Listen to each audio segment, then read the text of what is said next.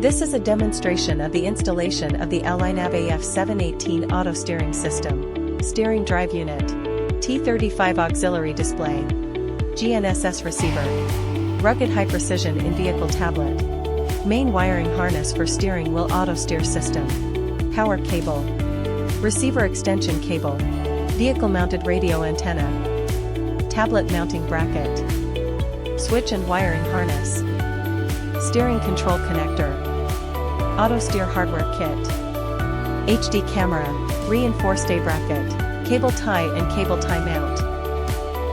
The complete system includes all of the above components. Inspect the steering system. Check whether the battery is aging. Check whether there is voltage. Inspect the 3-point hitch system. The list of tools is as shown in the video. The receiver is installed on the vehicle's front center line.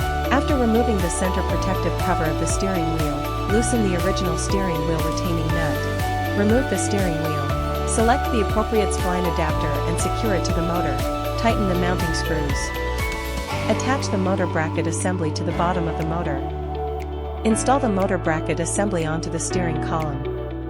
Mount the motor onto the steering column and tighten the steering retaining nut. Tighten the motor bracket screws. Tighten the steering wheel retaining nut. Reinstall the steering wheel cover.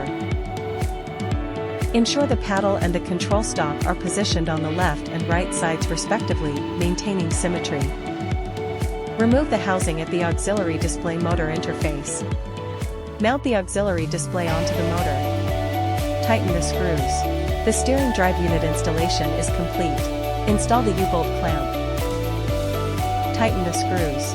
Attach the tablet bracket to the U-bolt clamp. Install the display terminal in a position that is convenient for the operator to access and view.